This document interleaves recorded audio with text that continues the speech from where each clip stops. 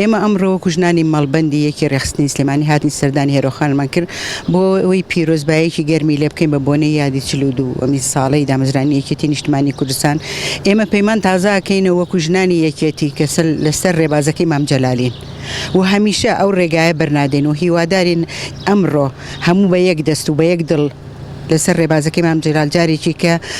پەیمان تازەکەینەوانێ خۆشەویستی خۆمان دەربڕین بۆ مامە چی کردو بۆ ئەم گەلە ئێمەش لەسەر ئەو ڕێبازە جارێکی کە بڕۆین. هەروەها